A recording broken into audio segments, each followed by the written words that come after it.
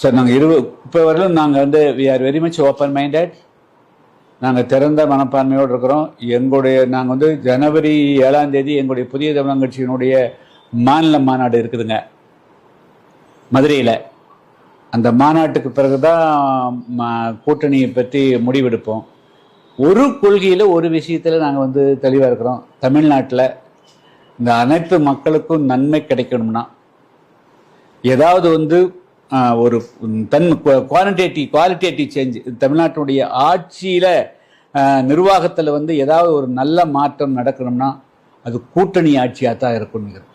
ஆட்சி அதிகாரத்தில் பகிர்வு இருக்கணுங்கிறது தான் என்னுடைய இந்த 2026 மிக முக்கியமான கொள்கை.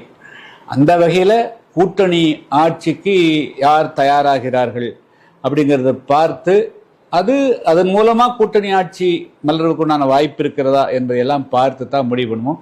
ஆனால் மிக முக்கியமான கொள்கையாக தமிழ்நாட்டில் ஒற்றை கட்சி ஆட்சி முறை ஒழிக்கப்படணும். அதுக்கு ஒரு முடிவு கட்டணுங்க. 67க்கு பிறகு திமுக அதிமுக எல்லாரையும் பயன்படுத்தி ஓட்டை வாங்கிறது. ஓட்டை பயன்படுத்தணும்னு டக்குன்னு அவங்க வந்து ஒரு 10 பேர் உட்காந்துக்கிறான். அவன் குடும்பம் அவன் வீட்லேயே 2 எம்எல்ஏ 3 எம்எல்ஏ 4 எம்எல்ஏ எம்பி எல்லாம் கம்ப்ளீட்டாக தமிழ்நாட்டை சூறை ஆடுறாங்க. அதுக்கு ஒரு முடிவு கட்டணும்.